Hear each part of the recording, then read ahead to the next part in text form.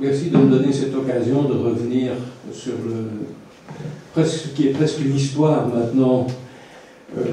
Le temps passe plus lentement qu'on a l'impression qu'il naît, et près de 45 ans maintenant, ça me semble toujours une aventure un peu étonnante.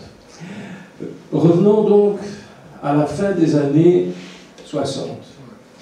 À ce moment-là, pour de multiples raisons qui n'ont pas besoin d'être évoquées ici, l'UCL est amené à, on dirait aujourd'hui, délocaliser. Cette délocalisation a été confiée à Michel Watrin, administrateur général de l'époque, donc qui est désigné pour organiser le déménagement, et qui était déjà bien renseigné sur les différentes circonstances qu'il aurait à affronter. Il se met à la recherche d'un emplacement, va trouver différentes villes existantes, ce qui semblait être la solution la plus intéressante, se trouve rejeté partout, et pour finir ne trouve qu'une seule possibilité, c'est de venir ici, on peut dire franchement, au milieu de nulle part. Avec comme seul appui le fait que le bourgmestre du Monceau appuie ce déménagement, que l'espace n'y manque pas, et on peut dire aussi que les voiries permettent des communications assez prometteuses, une autoroute en construction, donc ça a l'air de pouvoir bien fonctionner. L'université reçoit un montant pour acheter du terrain, une superficie assez importante, 900 hectares, et il est assez amusant de constater que ce montant a été fixé parce que c'était le même montant que ce que l'université de Bruxelles, section flamande, avait obtenu pour pouvoir acheter la plaine des Manœuvres. Cette façon de désigner l'emplacement où venait l'université, j'appellerais ça une première manifestation d'opportunisme, bien malgré la volonté de Michel Watrin. Ce n'est pas du tout lui qui doit être mis en cause, mais l'opportunisme, je reviendrai plus d'une fois sur ce terme, ça consiste à sauter sur l'occasion qui se présente et puis vérifier par après si effectivement ça peut marcher. C'est une façon d'agir qui est tout à fait à l'opposé de la planification. Planification qui va pouvoir, pendant un certain temps, je dis un certain temps parce qu'on en verra la fin, servir au développement de Louvain-la-Neuve. Michel Watrin ne veut pas d'un campus, ce qui était pourtant la mode à l'époque, d'une part par crainte de ce qui s'était passé en mai 68 à Nanterre et qu'on mettait sur le dos du fait de se trouver sur des campus éloignés ou tout à fait étrangers à la vie réelle. Il veut se retrouver dans une ville qui donnera une mesure aux étudiants sur la façon de vivre, et aussi parce que les membres de l'université avaient un regret profond de devoir quitter la ville historique de Leuven. Il sait que s'il s'adresse aux urbanistes de l'époque, on lui fournira ce qui est dans l'air du temps, c'est-à-dire en général soit des lotissements dans les bois, soit des groupes de bâtiments HLM dans un parc. Cette solution-là, il n'en veut pas. Il se met donc d'accord avec Raymond Lemaire, un de ses amis, qui a une connaissance étendue des villes anciennes et surtout des leçons à en tirer. À deux, ils engagent Jean-Pierre Blondel, qui est un professeur d'architecture à l'école de la Cambre, ce qui est une chose assez étonnante, puisqu'on se trouve dans la direction politique tout à fait opposée, et ils engagent une équipe improvisée de jeunes architectes, designers, dessinateurs, etc. Il est à remarquer que Michel Goitrin n'a pas fait confiance à la faculté d'urbanisme de l'université de l'époque, dont il sait qu'elle ne donnera, enfin dont il suppose qu'elle ne lui donnera pas les orientations qu'il imaginait. L'équipe mise en place s'attache alors à la rédaction d'un plan directeur qui sera terminé à la fin 1970. Je passe sur une série de circonstances intermédiaires qui ne vont rien apporter au débat. À ce moment-là, est constituée d'une part une équipe tout à fait complète pour le déménagement de l'université, pour laquelle des budgets existent. Cette équipe va d'une façon très sérieuse s'atteler à faire la programmation, les quantifications de tous les bâtiments universitaires à créer. Bref, il y aura un travail tout à fait sérieux et efficace qui sera réalisé. Et puis d'un autre côté, il y a la conception de la ville, conception pour laquelle il n'y a pas de budget, puisque ça ne fait pas partie des objectifs du déménagement. Et donc, il faudra, pour arriver à faire la ville, attirer du monde. Et nous nous trouvons à ce moment-là dans une circonstance tout à fait différente des villes nouvelles qui sont en création à l'époque, qui en général répondaient à une demande de logement insuffisante, etc., et pour lesquelles les réponses étaient souvent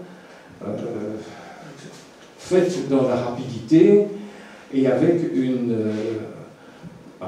une absence de volonté de donner satisfaction aux aspirations profondes des habitants. Ici, au contraire, on va devoir essayer de séduire des gens qui n'avaient pas vraiment de raison de se trouver à cet endroit-là.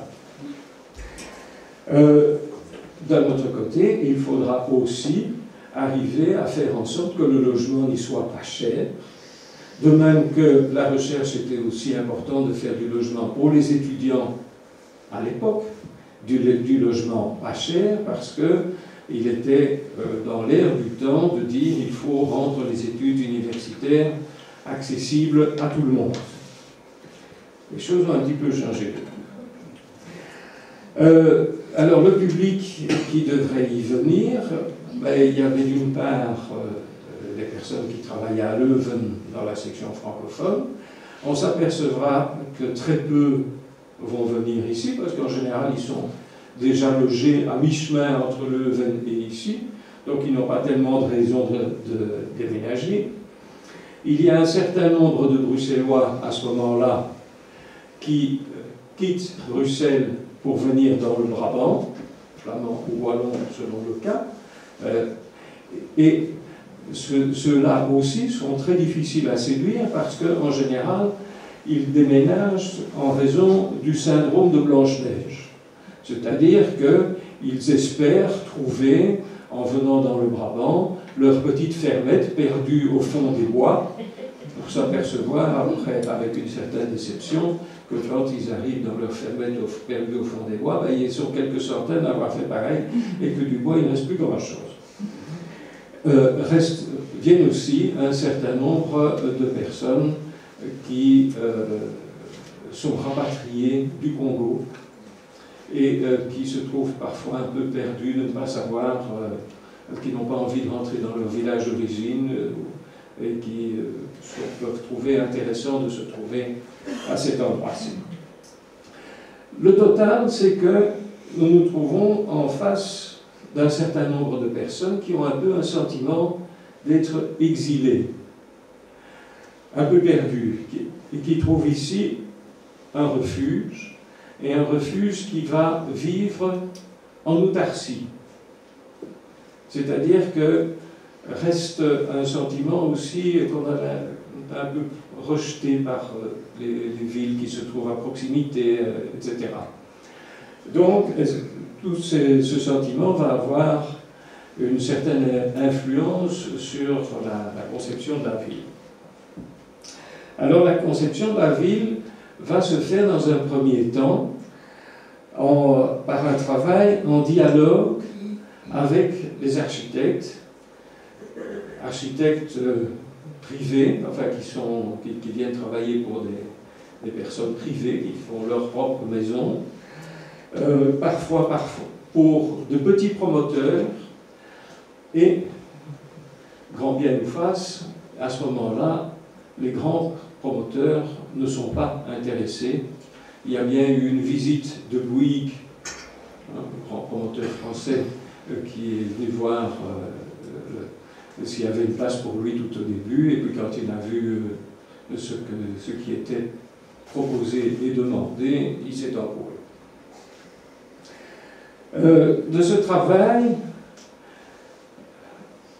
de conception, donc, est née d'une part une certaine spontanéité dans la façon d'imaginer les bâtiments et les choses, et ça a donné naissance à ce qu'on a appelé à l'époque le style Louvain-la-Neuve. C'est aussi un moment de l'histoire déterminé. Je ne crois pas qu'on parle encore beaucoup de style Louvain-la-Neuve, mais à un certain moment, la façon de faire les maisons, et ça se trouvait un peu ailleurs, et on dit là, ça c'est une maison style Louvain-la-Neuve. Après ça, quand la demande a été plus importante, que les personnes qui sont venues sont devenues plus nombreuses, on a commencé à faire des plans définissant l'espace urbain.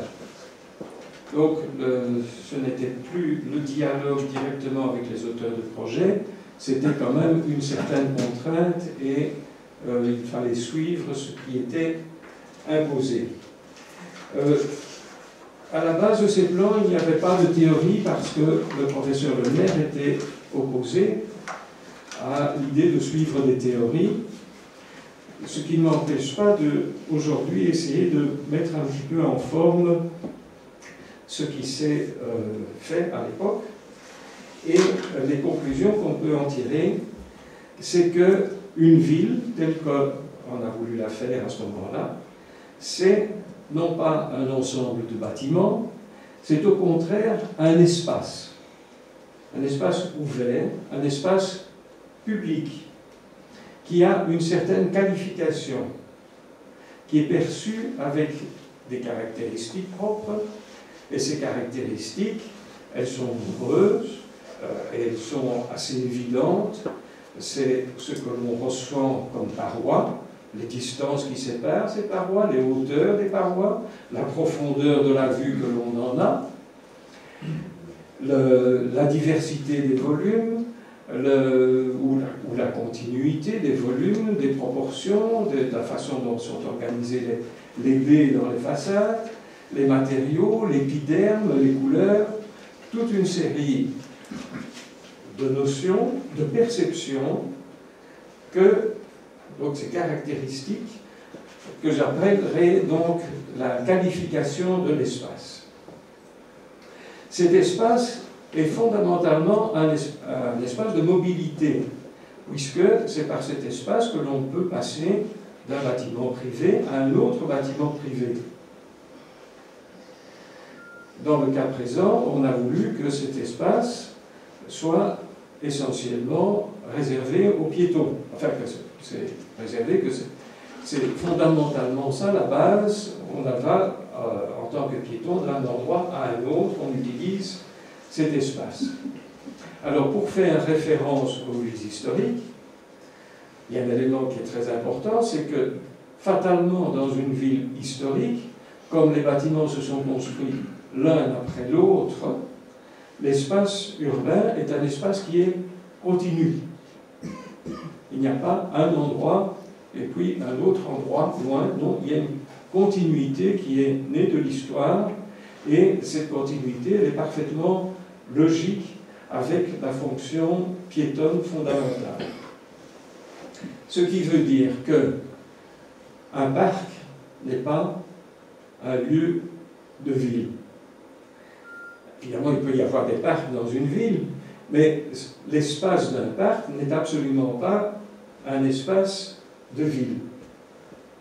D'autre part, la perception, la qualification, comme je vous disais, de l'espace, correspond à une certaine sensibilité et est appréciée par certains et n'est pas appréciée par d'autres.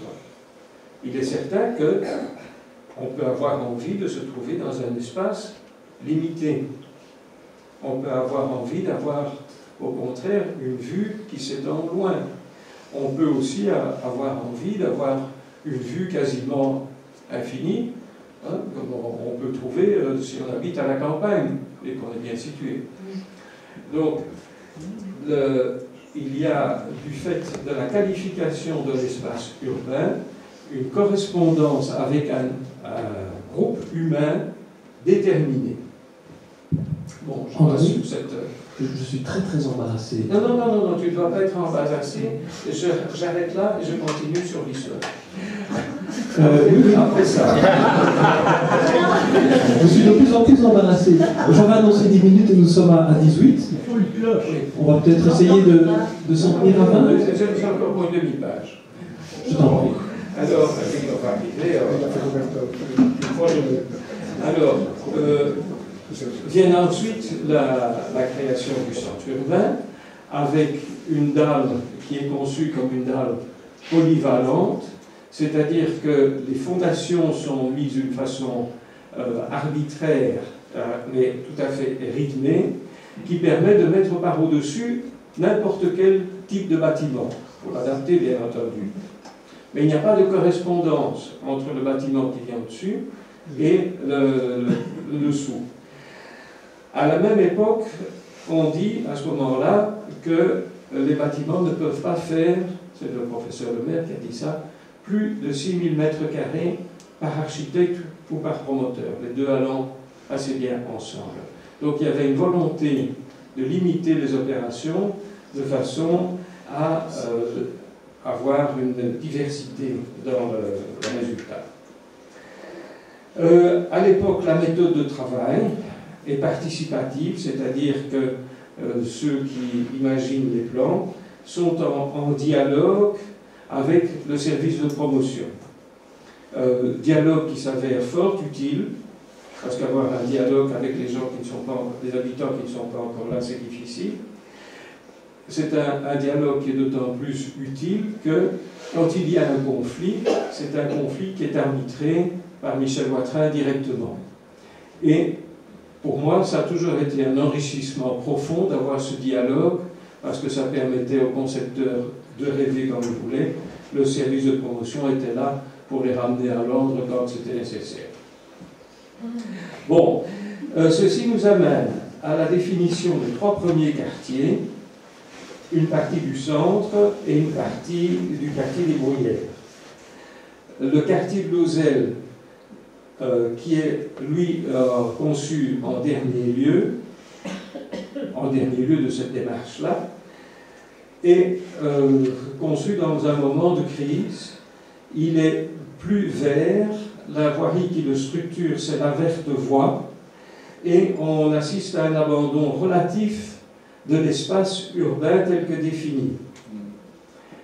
Parce que ça permettra d'avoir une offre plus orientée vers la demande, vers de l'époque, plus orientée vers la verdure, mais ce sera un problème sur lequel nous reviendrons probablement tout à l'heure, en cas d'extension vers le quartier Athéna, parce qu'il n'y a pas d'espace urbain qui permet de passer de l'un à l'autre. Vient ensuite la dissolution du groupe UA et le départ de Michel Watrin, puis une série de dérives progressives qui commencent par des modifications bénignes des plans de lotissement pour réaliser des économies, des distorsions qui sont légères au départ, puis plus importantes, un certain nombre de pavés dans la mare, comme Grand Ola, qui est une démonstration d'un ego exacerbé, le musée Hergé, qui est une manifestation d'opportunisme, tant sur le plan la présence d'un musée que sur l'utilisation d'un terrain qui ne convient absolument pas. L'esplanade, avec l'abandon de la place de la Grille qui existait et que le promoteur a supprimé d'un trait de crayon, avec de nouveaux logements dont la disposition n'a pas pu être négociée, étant donné la puissance du promoteur qui dit c'est ça où je ne viens pas. Ce qui nous a amené à une obstruction des liaisons du centre vers les quartiers extérieurs. Mais par contre, il est évident que l'esplanade a aussi amené une image tout à fait différente de Louvain-la-Neuve qui, au lieu d'être repliée sur elle-même, devient maintenant ouverte sur la région et devient un pôle d'attraction au lieu d'être un endroit de refuge. Et puis viennent surtout alors les nouveaux quartiers des Bruyères, avec l'abandon total de l'espace urbain pour les piétons, puisqu'aujourd'hui, les piétonniers dans le quartier des Bruyères, c'est un petit sentier qui circule dans la verdure, et ce n'est absolument plus un espace urbain. Voilà.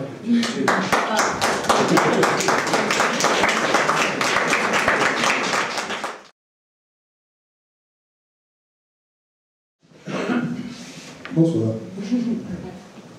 En fait, depuis 40 ans que l'Association des habitants est là, elle a été confrontée à des tas et des tas de dossiers.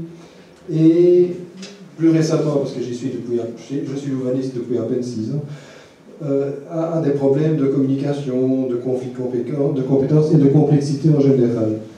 En fait, on a l'impression que rien n'est vraiment simple. Je commencerai par une première illustration qui est le park and ride des RER, parce que très visible, sur lequel on viendra se mettre Courbevoie. L'association des habitants participe à un comité d'accompagnement qui est piloté par le bourgmestre, et celui-ci ne s'est pas réuni spontanément au moment du démarrage du chantier en décembre de l'année dernière. L'association participe également à un comité de suivi du chantier, qui se réunit régulièrement également, mais qui ne s'est pas réuni avant le début des travaux. Et tout ça laisse l'impression que l'UCL a démarré sans tenir compte des avis ni des habitants, ni des riverains, ni même de la ville dans certains cas.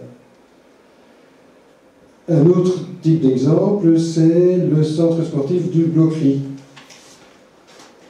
À la demande de riverains qui étaient suivis, encouragés par l'association des habitants, des solutions aux problèmes de l'engorgement chronique du quartier de Locaille, notamment à cause de la fréquentation du centre sportif, étaient à l'étude. Puis arrive un nouveau OVNI, le dojo national, qui doit venir s'installer là, sans qu'il n'y ait de véritables solutions sur la table pour les problèmes de mobilité. Alors, à la question de savoir si cette nouvelle infrastructure risquait d'augmenter les problèmes actuels de mobilité, on n'avait pas beaucoup de réponses, d'autant que certains nous disent que le dojo devait se trouver dans le quartier de Locaille, et d'autres nous disent que le dojo devrait se trouver avec la piste d'athlétisme de l'autre côté du boulevard de Lausanne. Et donc on ne sait pas très bien qui a la vérité. Encore un troisième, le centre sportif Baudouin, encore une autre illustration.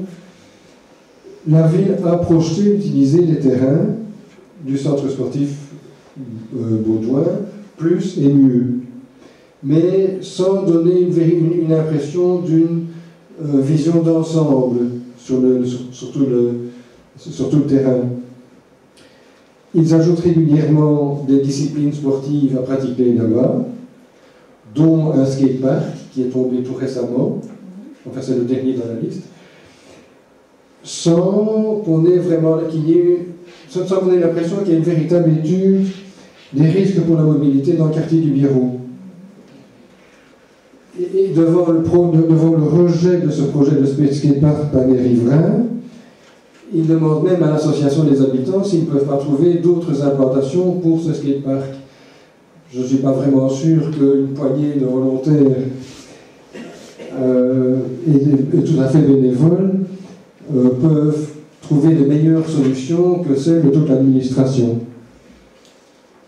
Peuvent connaître également tous les terrains qui peuvent être utilisés par la ville et ceux qui ne sont pas forcément utilisables directement. Et alors je termine avec China Belgium Technology Center, CBTC, ça va beaucoup plus vite en CBTC. C'est un projet qui a été clairement présenté, expliqué, en ce qui concerne l'installation des locaux et des bureaux entre la Nationale 4 et l'autoroute. Par contre, pour ce qui concerne le logement en ville des travailleurs chinois, ce n'est pas totalement clair, ce n'est pas totalement complet. On connaît une première implantation pour lesquelles il y a déjà des dessins et on voit à peu près ce que ça va donner. Il y a une première implantation dans le projet du bâtiment Kuckelsberg en face du théâtre Jean Villard, au-dessus de la ligne de chemin de fer. Une deuxième est prévue en face de la station Total. Et une troisième est prévue entre les FEC et Martin V, implantation Bruyère. Mais ces projets de logement pour les permanents chinois restent relativement vagues. Maintenant, ce n'est pas pour demain, mais ça, on aimerait bien savoir où ça va. Et au niveau du CBTC même, où là, on a un beau plan, on sait très bien comment vont se disposer les bureaux, les locaux, même un hôtel. Là où l'échevin disait qu'il souhaitait une liaison sécurisée entre Louvain-la-Neuve et le centre technique, on nous informe qu'il faudra que les cyclistes traversent la Nationale 4, ce qui n'est pas vraiment sécurisé. Je m'arrêterai là.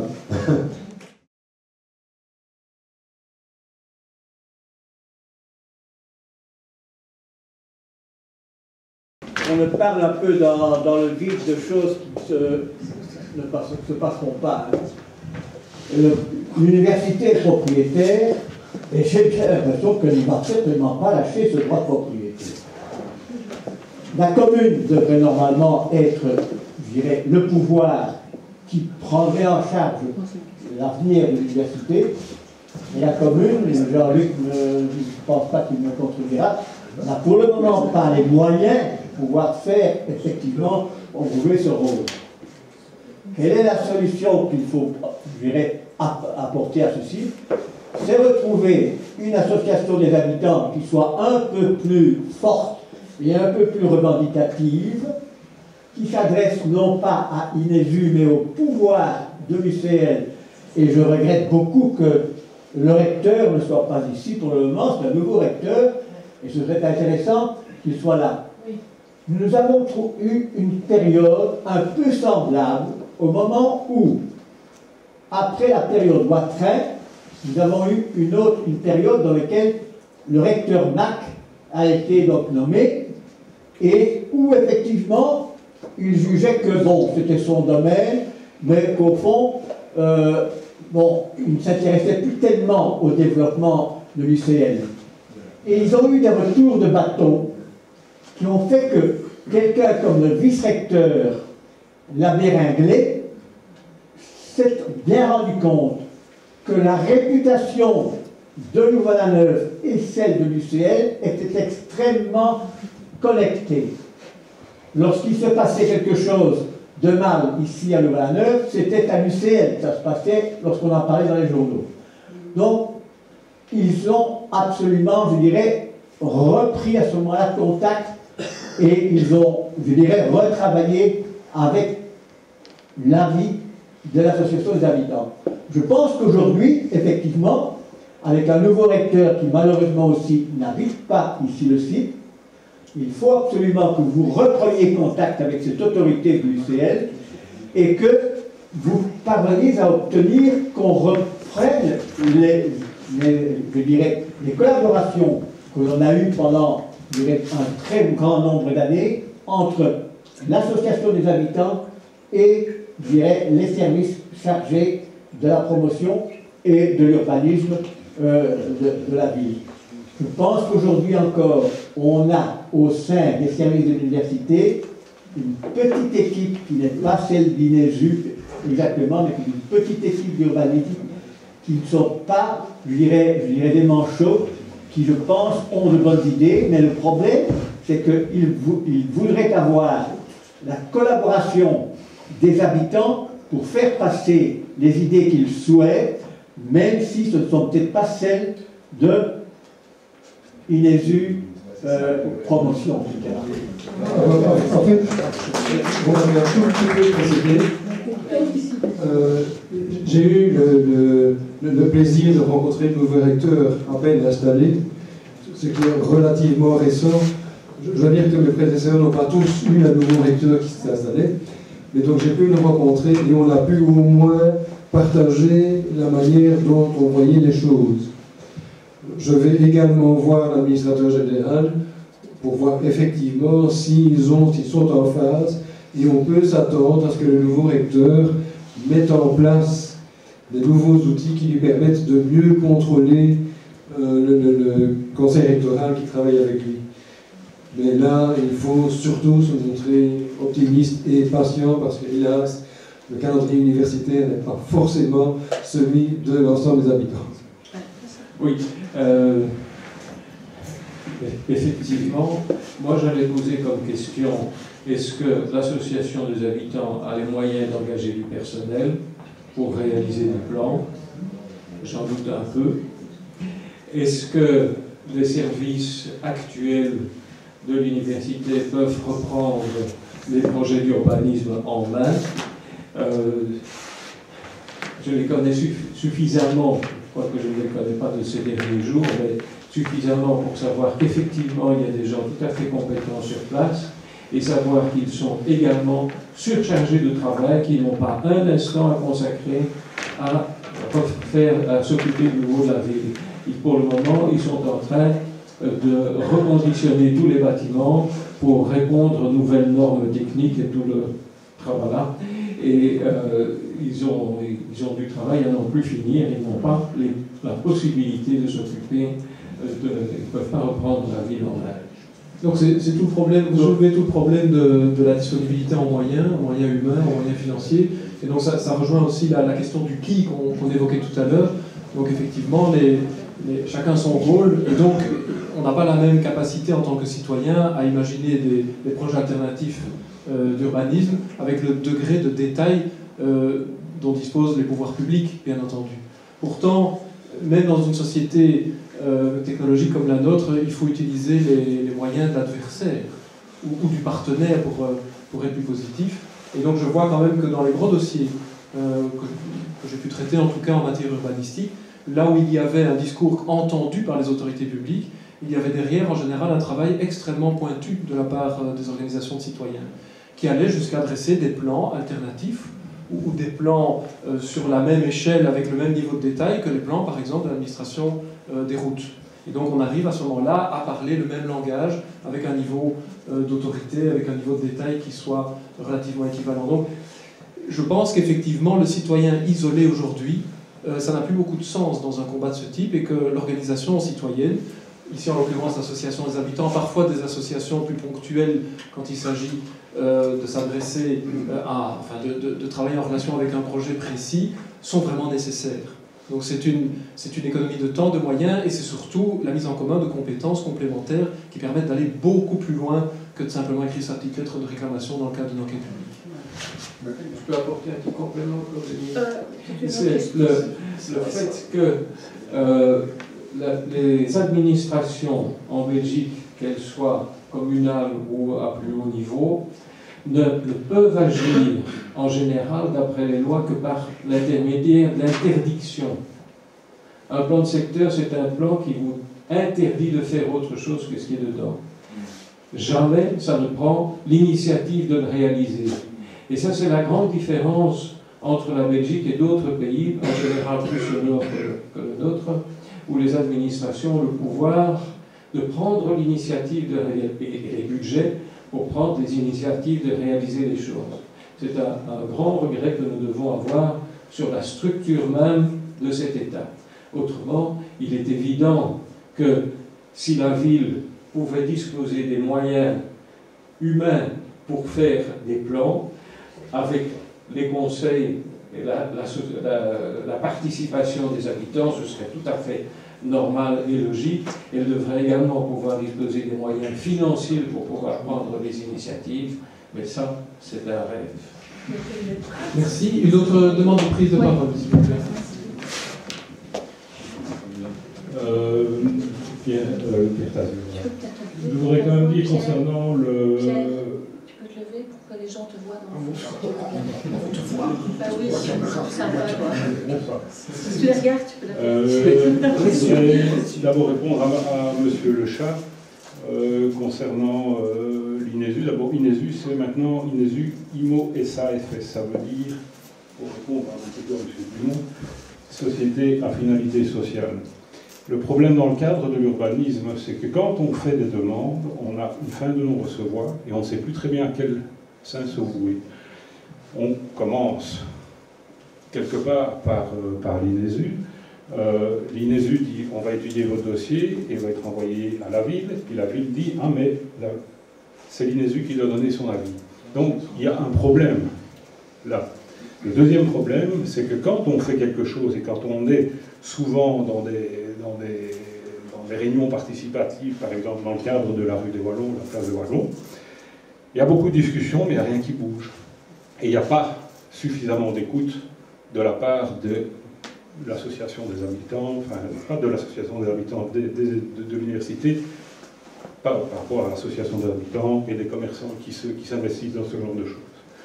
Donc il y a réellement un problème à ce niveau-là. Je serais très heureux d'ailleurs de la part de M. Le Chat qui nous donne les informations de ces autres personnes de l'INESU, autres que l'INESU, qui travaillent dans le cadre de l'urbanisme, et on serait quand même content de les rencontrer.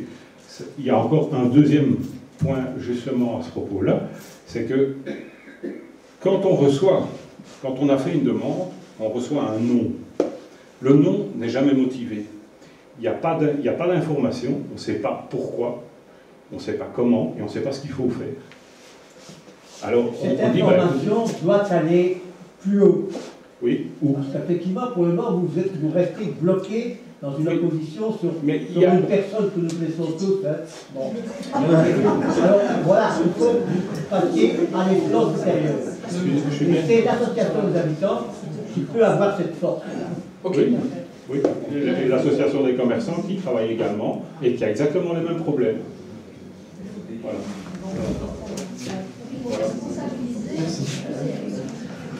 Voilà, donc c'est la question du dialogue qui est posée, évidemment, et de l'écoute de ce dialogue. Puisque j'ai passé mon tour tout à l'heure sur le plan légal, j'insiste quand même sur le fait que dans le cadre des enquêtes publiques organisées dans différentes procédures, mais évidemment on parle de la concertation formelle organisée par la loi, toutes les réclamations qui sont déposées dans les conditions et dans les temps auprès des administrations doivent être prises en considération dans le cadre de la décision. On parle bien par les autorités publiques. Bruxelles n'est pas soumis évidemment à cette réglementation. Mais donc vous pouvez aussi bien, en tant que personne tierce, relayer des informations qui vous semblent s'opposer à la réalisation d'un projet dans le cadre des enquêtes publiques légalement organisées. Alors vous allez me dire, on n'en tient pas compte. Oui, mais néanmoins, il y a quand même un élément essentiel qu'il faut savoir, c'est que toutes les réclamations doivent être examinées et rencontrées, alors que ce soit un oui ou un non, dans la décision qui va sanctionner le processus, donc qui va clôturer le processus. Et cette motivation, ces éléments qui figurent expressis verbis dans la décision finale, eh bien vous pourrez avoir un contrôle sur la pertinence, l'adéquation de cette motivation. Il y a une loi de 1991 qui impose une motivation formelle adéquate. Et c'est d'ailleurs, dans le cadre des recours au Conseil d'État, un motif récurrent de recours. C'est que la motivation que l'on trouve soit au permis, soit au refus de permis d'ailleurs, n'est pas soit présente, soit n'est pas adéquate. Et là, vous sentez qu'on touche à la question de l'appréciation. Alors, tout ça évolue beaucoup. Et donc le Conseil d'État, qui est universellement compétent pour ce type de litige, voit ses compétences encore augmenter. C'est une loi toute récente, de 2014, qui permet au Conseil d'État encore plus de s'ingérer dans l'appréciation qu'on qualifie de discrétionnaire des autorités publiques. C'est bien, parce qu'à l'heure actuelle, seule l'erreur manifeste d'appréciation permettait d'obtenir une annulation. Mais donc vous avez là quand même une source d'inflexion de la décision, voire de contrôle a posteriori de la décision par le biais de recours, qui n'est pas négligeable. Mais j'admets qu'effectivement, des institutions privées comme l'UCL ne sont pas soumises, a priori, lors de la première présentation d'un dossier, à cette obligation de motivation. Bon, non, quand même il y a des lieux de dialogue, il est peut-être difficile, mais en tout cas, il faut forcer ces portes-là pour avoir des explications, permettre de rectifier, le cas échéant, les éléments d'un projet pour permettre qu'il soit au minimum recevable. Une question là au fond.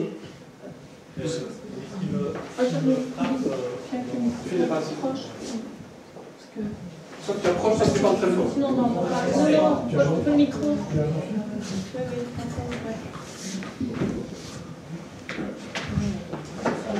C'est juste un petit truc, mais quand on vous entend, c'est une logique de défense et d'essayer de se défendre contre un truc qui nous est imposé. Mais bon, pour moi, c'est vraiment déjà raté une fois qu'on arrive là. Ce qu'il faudrait essayer de trouver, la main dans la main avec tous les acteurs, c'est-à-dire les politiques UCL et les habitants, c'est de proposer, produire des choses qui sont chouettes pour tout le monde. Bon. En effet, donc ce que pas se laisser faire toujours et après, quand on est devant le fait quasi accompli, parce que le projet il est fait, ben, ça devient vraiment dur de le changer. La même va compléter. Je voudrais rebondir sur ce que monsieur a dit. Ce n'est pas parce que l'université n'est pas tenue légalement de faire ceci ou cela qu'elle n'a pas une mission. Est-ce qu'elle doit s'occuper à faire rentrer des sous de toutes les façons possibles, imaginables, ou bien est-ce qu'elle a aussi un projet humain, au service de l'humain? Et donc, quand Mike explique tout à l'heure qu'il y a eu des concertations, etc., dont on n'a absolument pas tenu compte, est-ce que l'université n'a pas cette mission de soutenir ces revendications, ces observations et tout ce que les habitants, etc., ont à dire et à objecter? Ça, c'est une question qui me semble fondamentale, parce qu'on est ici à l'université, on n'est pas dans un centre commercial. Ça me paraît important. Alors, je voudrais, pour l'information de tous, que vous sachiez quand même qu'avec les grosses erreurs qui sont faites parce qu'on ne tient pas compte de la vie des habitants, tout un quartier a été et est meurtri, complètement défait, complètement foutu. Les petites habitations sont encore là, mais je veux dire, le paysage a complètement été bouleversé par un projet complètement absurde. Et ça, Mike vous l'a bien expliqué tout à l'heure, de A à Z, en quoi il est absurde. Donc on a démoli ma maison, en l'occurrence, dans laquelle j'ai vécu 30 ans, au sein de laquelle une association avait été créée, qui touchait beaucoup de bénéficiaires de Louvain-la-Neuve et du quartier de la Baraque, d'ailleurs. Mais je passe sur mon expérience personnelle qui a été vraiment très malheureuse.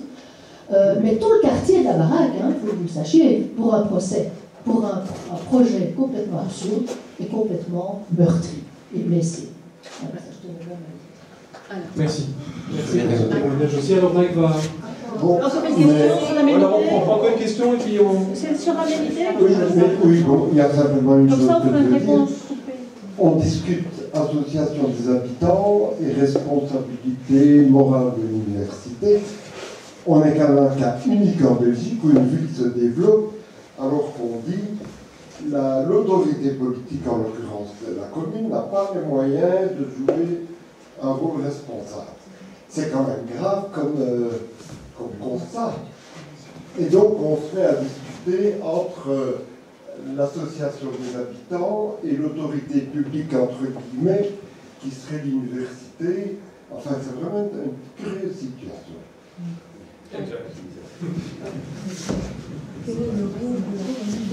Le problème avec... Attendez.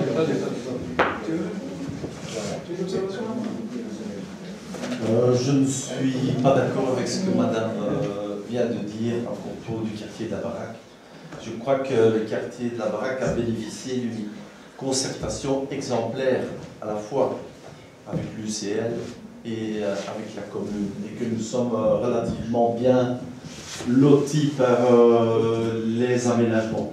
Je pense que quand on regarde le complexe immobilier Courbevoie, c'est plutôt les habitants de Lauzelles qui, au niveau des nuisances et au niveau du paysage à la fois urbain et naturel, ont plus de difficultés. La relation entre le quartier de Lauzelles et le futur quartier Courbevoie est très incomplète. Il y a des manquements au niveau de la connexion entre le quartier Courbevoie et le centre urbain et qui sont la conséquence de décisions antérieures, notamment la privatisation de l'axe central de l'esplanade et qui avait déjà été dénoncé à l'époque par l'association des habitants. Mais je trouve qu'au niveau du quartier de la Baraque, y habitant moi-même, nous sommes à la fois bien mis par rapport au projet Courbevoie qui dévale en cascade douce vers un parc public, et la chose n'est pas du tout dans le même ordre d'idée pour le quartier et pour le quartier de Lauzelles. Et ce que nous critiquons principalement, à la fois vis-à-vis du parc Enrail, j'ai déjà donné les détails, mais aussi par rapport au quartier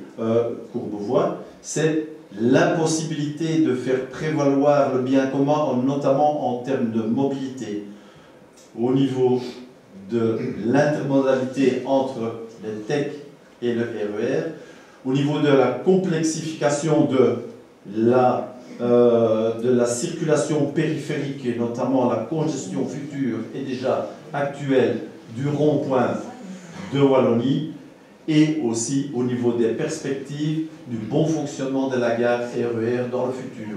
Donc c'est à cet endroit-là, je pense qu'il y a des points noirs et que la commune devrait exercer un pouvoir plus marqué pour que ces objectifs soient effectivement poursuivis. Merci Mike. Il reste une dizaine de minutes et la place pour 3 interventions. Je vais peut-être d'abord faire un petit point ici sur les questions. Alors, une question très ponctuelle qui était posée, c'est savoir pourquoi on n'avait pas invité spécifiquement l'INESU et certains de ses représentants, ou l'université. On a invité tout le monde. Voilà, on n'a pas fait d'invitation particulière envers qui que ce soit. La deuxième chose, là, qui me demande pourquoi Jean-Luc Ronan n'est pas là, mais il est dans le fond de la salle, donc il est là. Et il y a justement une question qui est posée, je ne sais pas pour qui dans la salle, peut-être Jean-Luc ou les intervenants ici, sur quel est le rôle de la ville justement dans ces projets. C'est qu'on a beaucoup parlé jusqu'à présent du rôle de l'UCL. Jean, en préparant, avait un peu abordé toutes les spécificités en disant que dans la rue Charlemagne, il y avait 1 centimètre, je ne sais plus, qui appartient à la ville, autant qui c'est à l'UCL, enfin toute la complexité de la chose. Mais de façon plus générale, c'est de savoir un petit peu comment se partagent les responsabilités entre les uns et les autres, et justement pour finir, qui décide quoi dans le Wallonie.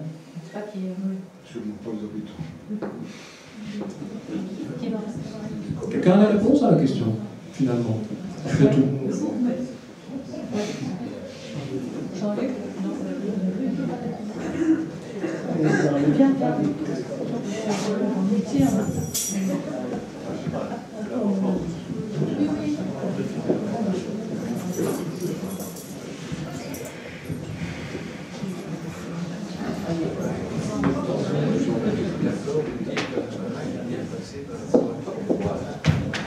Le fil est tendu, Jean-Luc, mais ça va aller. Ça va aller, même avec le fil. La réponse, elle ne sera pas plus originale que ce qu'elle aurait pu être il y a 10 ans, il y a 20 ans, il y a 30 ans. C'est clair, tout le monde le sait, qu'il y a un énorme propriétaire immobilier, qui est l'université, qui a joué un rôle déterminant, évidemment, dans la conception de la ville, avec ce paradoxe quand même étonnant, c'est qu'on adhère tous au premier principe, aux options initiales, elles ont été extrêmement, terriblement technocratiques. Elles n'ont jamais été négociées. Jamais. Et finalement, quand il a fallu convaincre des gens de venir habiter ici sur Louvain-la-Neuve, ils ont dit, nous on veut bien, mais on ne sait pas ce que ça va devenir ce truc-là, donc on veut participer au projet. C'est comme ça qu'est né ce qu'on appelait à l'époque le Conseil des résidents, qui est devenu l'association des habitants. Mais on sait très bien depuis le début qu'il y a ce tripôle, je ne sais pas si on peut l'appeler comme ça, ces 3 partenaires ou adversaires, et c'est selon les dossiers et les périodes, que sont les habitants essentiellement organisés autour de l'association des habitants, la ville et l'université. On a bien décrit le phénomène, notamment Jean-Marie Lechat, d'un désintérêt progressif de l'université dans la conception urbanistique du site, mais l'université, toujours comme Jean-Marie Lechat l'a rappelé, est restée propriétaire, avec quelque chose qui figure dans toutes les amphithéoses, c'est qu'avant de déposer un permis d'urbanisme à l'autorité publique, cette demande de permis doit passer d'abord devant la commission environnement de l'université. Et ça fait partie de tous ceux qui ont acheté un lopin, un terrain ici, le savent, ça c'est la procédure. Avec parfois des complexités qui font le charme de Louvain-la-Neuve. Certaines personnes sollicitant un permis ayant l'accord de l'université croient qu'elles ont leur permis, puis elles passent à la ville. C'est pas toujours oui. Enfin, bon, voilà. Et donc ça fait partie des difficultés et des particularités de ce site. Donc l'université a gardé la propriété, mais n'a plus gardé l'option, c'est désinvesti quant à l'option urbanistique du site, ça c'est évident. Alors qu'a fait la ville depuis? André Mertens l'a évoqué, effectivement, au moment de l'arrivée de Louvain-la-Neuve ici à Otigny, il y avait 6 000 habitants, il devait y avoir probablement un fonctionnaire à l'urbanisme, c'était pas sûr, alors qu'à l'université, il y avait peut-être une quinzaine d'architectes urbanistes qui préparaient le site. Donc, une proportion totale. Aujourd'hui, je ne dirais pas que la proportion est inversée, mais elle s'est terriblement équilibrée. Et qu'est-ce que la ville a pu faire? Alors, effectivement, l'un d'entre vous l'a évoqué, et je crois que c'est à nouveau André Mertens, c'est que les outils dont on dispose, c'est des outils pour la plupart qui interdisent. C'est assez vrai. C'est assez vrai. Ils disent ce qui est possible, mais sans dire ce qui doit être. Il y a néanmoins quelques outils qui peuvent donner des orientations, comme le schéma de structure, qui est un document très général, mais qui impulse quand même, qui donne des orientations. Depuis 1993, il y a un schéma de structure qui a été pris par la ville. Et donc, qui a succédé à ce document que personne ici, ou quasiment n'a jamais vu, qui est le plan directeur, si André Mertens sûrement, Jean-Marie Lechat aussi, quelques-uns, enfin il y en a peut-être 5-6 qui l'ont vu, et c'est ça qui a fait l'épine dorsale de Louvain-la-Neuve. Donc je reviens sur ce paradoxe initial, une ville extrêmement participative, mais qui a été fondée sur un projet technocratique. Voilà. Ça fait partie aussi des paradoxes, et enfin, j'avais fait un petit bouquin il y a 2 ans pour souligner ce paradoxe en disant que finalement, malgré tout, c'est parce qu'il y a un projet très défini au début qu'on peut avoir des débats intéressants après. Parce qu'il était très technocratique, qui peut être très démocratique. Voilà. Il y a aussi ça fait aussi partie des paradoxes. Alors j'ai bien senti aujourd'hui qu'il y a une demande, une inquiétude, des interrogations sur l'avenir, l'arrivée de grands promoteurs. Alors oui, effectivement, le tout grand, le premier énorme qui est arrivé, c'est Willem. Et ça a fait un débat qui est sans doute le débat le plus intense et peut-être le plus difficile que Louvain-la-Neuve ait connu à la moitié des années 90. Oui ou non sur ce grand projet, ce grand promoteur. Là, ça a été un tournant, indéniablement, ici sur Louvain-la-Neuve. Et il y a eu une discussion. La participation citoyenne a fait évoluer terriblement ce projet.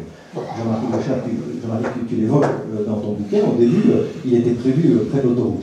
Et c'est toi qui as ce réflexe, je me souviens de ton bouquin, où tu dis ce projet est tellement contraire à nos intuitions, je ne sais plus le terme exact, qu'on n'a pas envie qu'il se fasse chez nous, mais s'il devait se faire à l'extérieur, waouh, ça risquerait d'être pire parce que ça risquerait de foutre en l'air le projet même de Louvain-la-Neuve. Pourquoi? À l'époque, à la fin des années 80, on se demandait si on allait continuer la dalle, parce qu'on ne savait plus payer la dalle. Donc ça, c'est les tiraillements dans lesquels le débat démocratique s'est exprimé. Ça, c'est le premier grand promoteur, avec des aménagements qui ont été intéressants suite au débat démocratique. C'est que les cinémas ne se sont pas mis où ils étaient prévus initialement, c'était du côté de la pompe totale.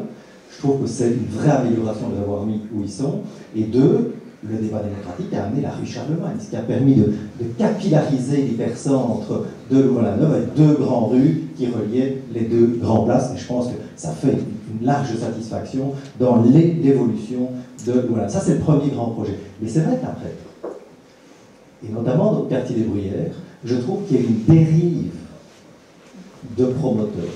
Il y a eu beaucoup trop de promoteurs dans le concept de ce nouveau quartier, et c'est vrai, je partage le diagnostic d'André Mertens, ce dernier quartier, ce plus récent de Louvain-la-Neuve, est beaucoup plus classique que les autres.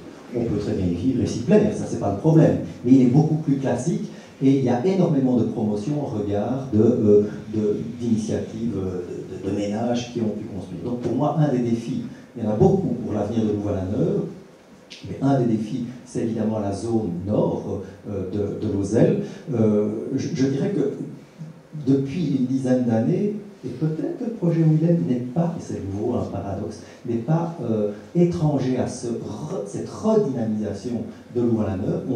Il y a plein de nouveaux projets sur Louvain-la-Neuve depuis lors. Alors pour une ville qui se construit entre pas de projet et plein de projets, je préfère la deuxième alternative, ce qui ne veut pas dire que tout va bien se passer. Évidemment, il faut une vigilance, et notamment une vigilance citoyenne. Et par exemple, sur un des plus gros dossiers de ces prochaines années, mais loin d'être le seul, c'est l'aménagement de ces 30 hectares au nord du quartier de Lozelle. J'espère qu'on tirera les leçons d'un certain nombre d'erreurs, celles que je viens de mentionner pour le quartier des Bruyères, et qu'on pourra avoir là quelque chose qui soit vraiment à la pointe de tout ce qui se fait, des initiatives citoyennes, des nouvelles technologies, un community and trust, ce que l'association des habitants avait suggéré il y a 3-4 ans lors d'un colloque. Nous, on a mis ça dans nos options de base. Notre programme stratégique transversal de la ville, c'est dedans. Dans notre déclaration de logement pour la mandature, c'est dedans.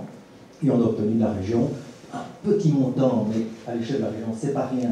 Et pour nous, c'est pas rien non plus, bien que ce soit insuffisant. C'est 1,5 million d'euros pour un comité trust pour le lancer sur le quartier nord de Lozelle. Là, il y a un grand défi. J'ai bien noté une remarque qui est très ponctuelle, très pointiste, mais qui peut être déterminante dans l'aménagement futur. C'est la liaison physique entre ce futur quartier et le centre. Il n'y a effectivement pas de liaison piétonne urbanisée. Il y a des liaisons piétonnes non urbanisées, j'ai bien noté la nuance, et elle est importante, et c'est ça aussi qu'il faudra travailler, parce que à vol d'oiseau, on est à 800 mètres de la place de l'université, donc on est tout près du centre, plus proche par exemple que quand on habite au-delà à la rue Haute par exemple, on est nettement plus proche du centre, donc il y a quelque chose là à réussir.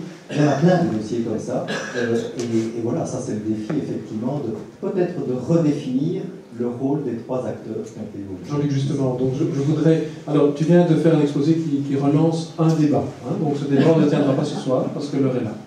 Et j'aimerais qu'on parte sur une note positive, et donc je voudrais, et j'espère entendre cette note positive dans ta bouche, j'aimerais poser la question suivante, qui a été posée à l'initiative de ce débat, et qui est reposée à la fin de ce débat.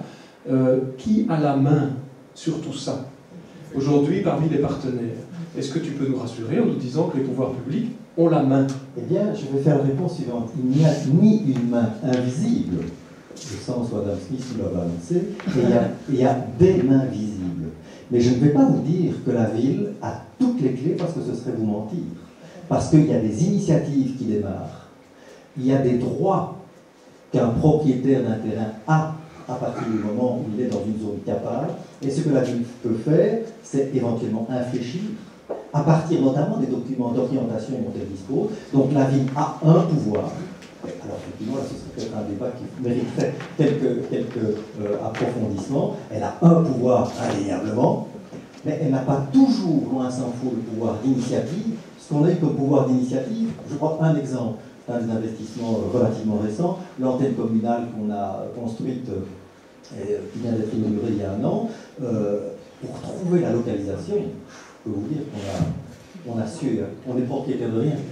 Et qu'est-ce qu'on a découvert en faisant des recherches, un peu par hasard là-dessus, c'est quand la ville reçoit les voiries après aménagement des lotissements, et elle reçoit les voiries, on va les entretenir bien sûr, elle reçoit les voiries, mais aussi ce qu'on appelle les excédents de voiries.